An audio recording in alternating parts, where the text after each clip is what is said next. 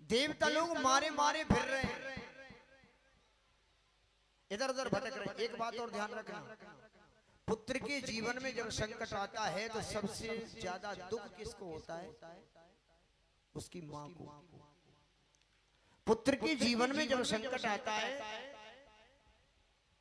तो सबसे ज्यादा दुख उसकी मां को होता है। और देवताओं की मां का नाम है अदिति। आज माता अदिति भगवान कश्यप से कहती है कि प्रभु, बड़े दुख की बात है कि देखो हमारे पुत्र मारे मारे फिर रहे हैं, बड़े कष्ट की बात। क्या कर? बोले कोई ऐसा उपाय बताओ कि जिससे तीनों लोग इनको वापस मिल जाएं, स्वर्ग लोग इनको वापस मिल जाए। हमारे घर में कोई ऐसा पुत्र पैदा हो जाए कि जो हमारे पुत्रों के लिए इनको वापस ला करके इनके राज्य को दे दे। जब वो पुत्र की बात कही तो बहुत समझाया कश्यप भगवान ने कि देवी, इस संसार में कौन किसका पुत्र और कौन किसकी माता? क्वदेयो भौतिकिनात्मा क्वे चा आत्मा प्रकृति परः। देवी, पुत्र के प्रति जीवन में इतनी ममता मत करो।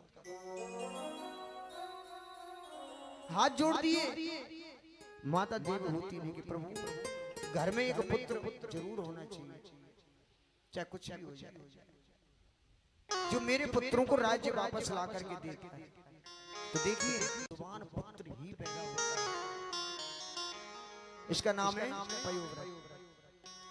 12 दिन का व्रत है, फागुन के शुक्ल पक्ष में व्रत किया जाता है और इसका नाम है पयोव्रत। और ये प्रतिपदा से लेकर के त्रयोदशी तक चलता है।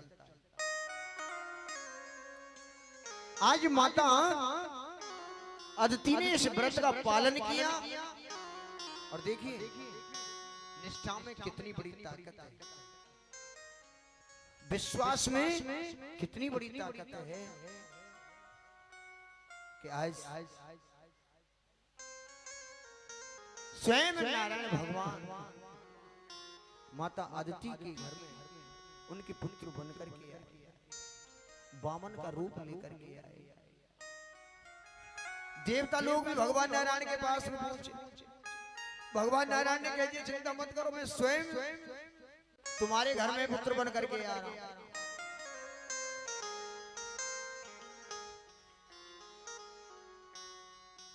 वामन का रूप लेकर के भगवान आए। देखिए, इनको वामन अवतार क्यों कहते हैं? इनका नाम वामन क्यों पड़ा? गांव में तो ब्राह्मणों को कहते हैं ना, बहुत से लोग ब्राह्मणों को ही वामन कहते हैं, गलत सोचते हैं हम लोग।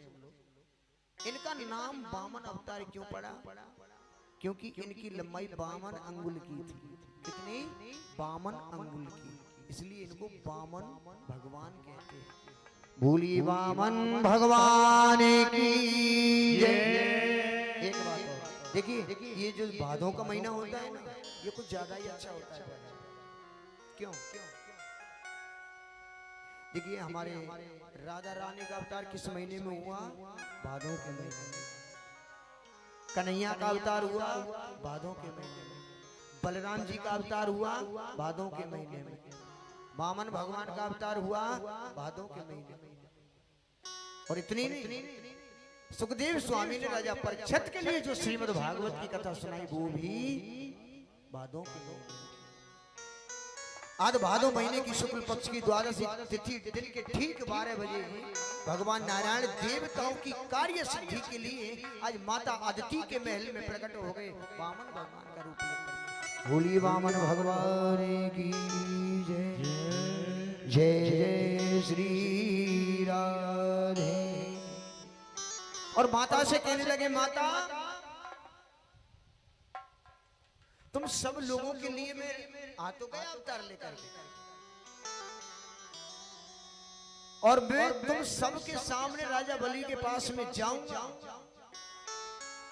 और उसके सामने हाथ पसारूंगा और भिक्षा में लाकर के मैं तुम्हें तीनों लोगों को वापस कर दूंगा, लेकिन युद्ध में बलि से जीतना मेरे भी बस की बात नहीं।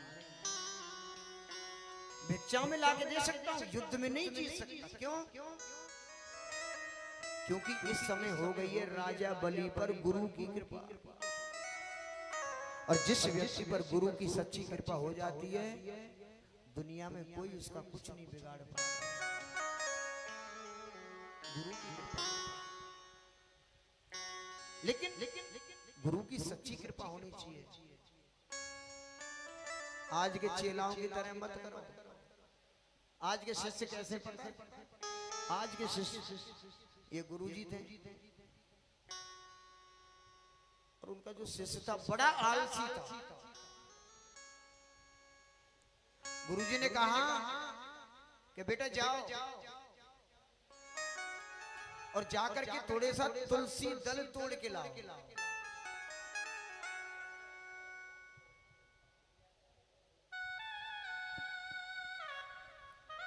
थोड़ा सा तुलसी दल,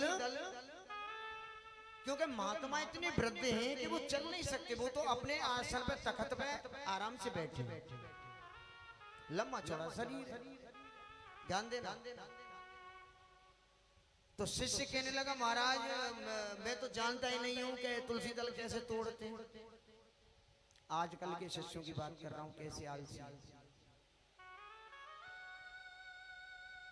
बोले तुम जाओ तो सही, मैं तुम्हें मंत्र बता दूंगा तोड़ने का। बोले ना, मुझे तो महाराज जो है याद ही नहीं रहता। दूसरे शिष्य से कहा कि बेटा तुम चले जाओ। वो भी उससे बड़ा आलसी,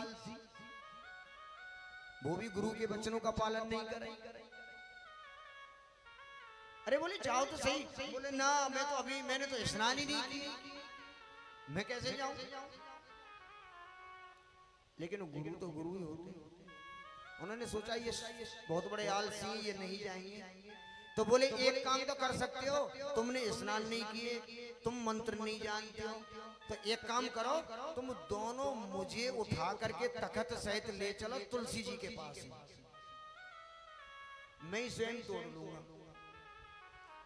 शिष्य सोचने लगे ये और आप बता देना, अभी 80 किलो को बाबा हम पे उठे, या भी तो हम तुलसी दली तोड़ लाते तो अच्छा रहते, पर अब कैसे कि हम ही ले आएंगे, अब तो उठा के ले जाना पड़ेगा।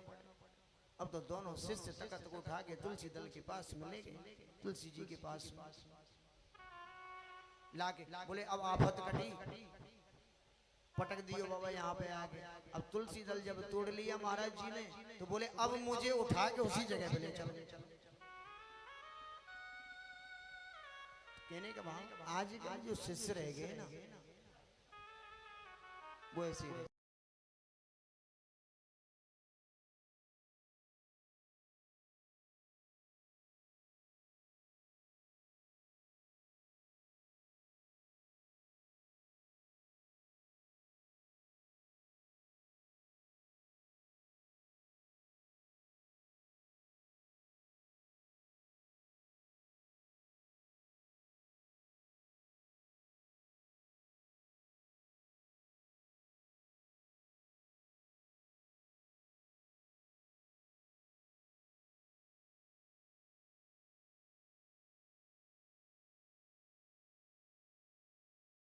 कहते सुनना ध्यान से। एक भगत जी थे, भगत जी वो जा रहे थे, रास्ते में किसी से पूछा कि भैया एक बात बताओ, मुझे भक्ति करनी है तो किसी ऐसे देवता का नाम बताओ जो कम समय में प्रसन्न हो जाए। अब एक ग्वारिये ने बता दिया कि ब्रह्मा जी ऐसे जो कम समय में प्रसन्न हो जाते हैं। तो ब्रह्मा जी का उन भगत जी ने, देखिए बताना चाह रहा हूं कि आज की भक्ति कैसी रहेगी। ब्रह्मा जी का 3 महीने तक भजन किया उस भगत जी ने। ब्रह्मा जी प्रकट हो गए, सामने आ गए, मांगो भैया वरदान मांगो, क्या वरदान चाहते हो। अब वो भगत जी थे ना, वो आज के कलयुगी भगत जी थे, कलयुगी भगत जी।